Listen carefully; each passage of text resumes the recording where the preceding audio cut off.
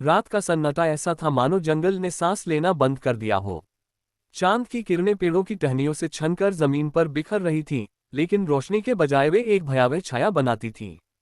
गांव के बाहर जहां पुराना कब्रिस्तान था, वहां की हवा में एक अजीब सी सिहरन थी। लोग कहते थे कि इस कब्रिस्तान में रात को कोई नहीं जाता। जो गया वही या तो लौटा नहीं, या फिर उसकी आत्मा हमेशा के लिए वहां की मिट्टी में समा गई। सौरभ, एक 28 साल का नौजवान जो शहर से अपने गांव लौटा था, इस कब्रिस्तान के बारे में सुन चुका था, लेकिन वह इन कहानियों को महज अंधविश्वास मानता था। सौरभ एक पत्रकार था जो अपने करियर में सच्चाई को उजागर करने के लिए जाना जाता था। उसका मानना था कि हर डरावनी कहानी के पीछे एक तार्किक कारण होता है। इस बार वह अपने गांव की इस रहस्यमयी जगह की सच्चाई जानने के लिए निकला था। सौरभ ने अपने बैग में टॉर्च, नोटपैड और एक पुराना कैमरा डाला। उसका दोस्त रवि, जो गांव में ही रहता था, उसे रोकने की कोशिश कर रहा था। सौरभ, तू पागल है।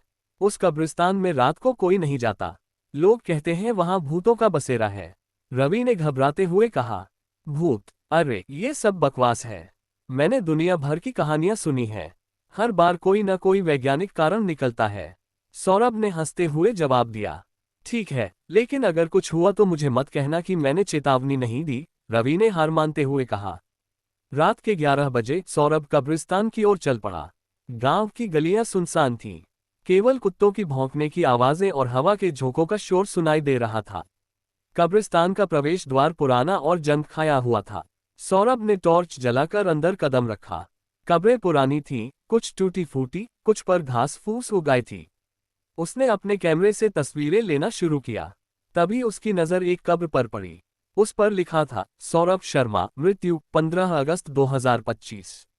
सौरभ का दिल धक से रह गया। ये क्या मजाक है, उसने सोचा। आज 14 अगस्त 2025 था। उसका नाम और मृत्यु की तारीख कल की। उसने टॉर्च की रोशनी से कब्र को और ध्यान से देखा। पत्थर पुराना था, जैसे सालों से वहां मौजूद हो। उसने अपने डर को दबाया और सोचा कि शायद ये कोई संयोग है। तभी हवा में एक फुसफुसाहट सुनाई दी, सौरभ। उसने इधर उधर देखा, लेकिन कोई नहीं था। उसकी टॉर्च की रोशनी कांप रही थी, या शायद उसके हाथ। कौन है वहां? उसने चिल्लाकर पूछा। जवाब में केवल सन्नाटा था। सौरभ ने कब्र की तस्वीर ली और वापस गांव की ओर चल पड़ा।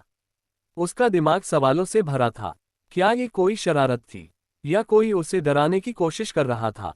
घर पहुंचकर उसने तस्वीर को ध्यान से देखा। कब्र पर उसका नाम साफ दिख रहा था, लेकिन पत्थर की बनावट और उस पर उगी काई ये बता रही थी कि यह कब्र नई नहीं थी। अगले दिन सौरभ ने गांव के बुजुर्ग रामलाल काका से इस कब्र के बारे में पूछा। रामलाल ने उसकी बात सुनकर चेहरा पीला कर लिया। बेटा, तू उस कब्रिस्तान में गया था। वहां एक कब्र है जिसके बारे में लोग कहते हैं कि वह भूतिया है।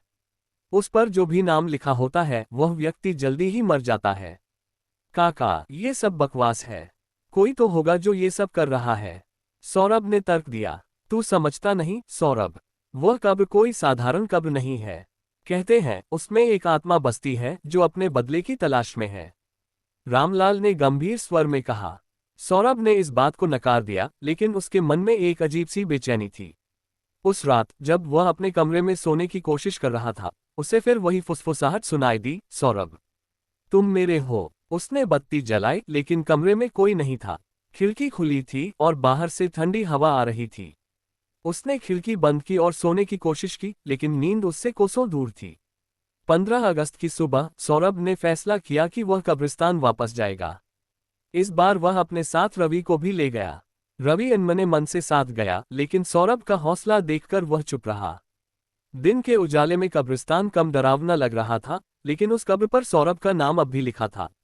ये देख रवि, ये कोई मजाक नहीं है। ये कब्र पुरानी है, लेकिन मेरा नाम कैसे? सौरभ ने परेशान होकर कहा। सौरभ, चल यहाँ से, मुझे अच्छा नहीं लग रहा, रवि ने घबराते हुए कहा। तभी एक ठंडी हवा का झोंका आया और कब्र के पास की मिट्टी हल्की सी हिली। सौरभ और रवि ने एक दूसरे को देखा।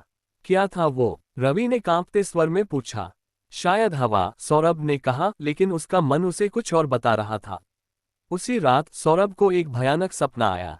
उसने देखा कि वह कब्रिस्तान में है और एक साए जैसी आकृति उसे अपनी ओर खींच रही है। उस आकृति का चेहरा नहीं था, लेकिन उसकी आंखें लाल थीं और वह बार बार कह रही थी, जिस कब्र पर मेरा नाम खुदा था, मैं उसी दिन जिंदा था। सौरभ की नींद डर से टूट गई। उसका शरीर पसीने से भीगा हुआ था। सौरभ ने फैसला किया कि वह इस रहस्य को सुलझाएगा।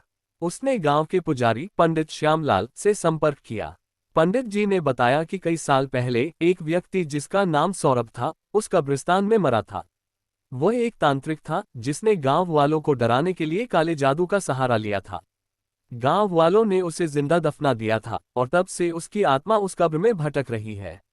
वह आत्मा हर उस व्यक्ति को अपने साथ ले जाना चाहती है जिसका नाम सौरभ हो। वह अपने बदले की तलाश में है, पंडित जी ने कहा।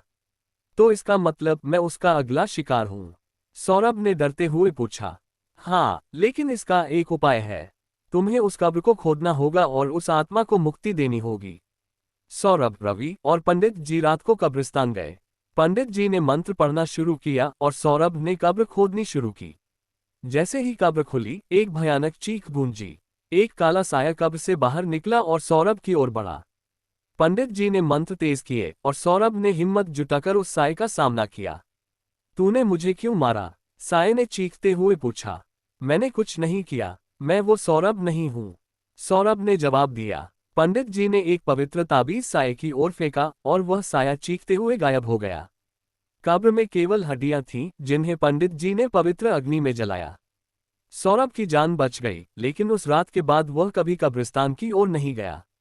उसने अपनी जिंदगी शहर में बिताने का फैसला किया, लेकिन वह फुसफुसाहट कभी कभी उसके कानों में गूंजती थी। जिस कब्र पर मेरा नाम खुदा था, मैं उसी दिन जिंदा था।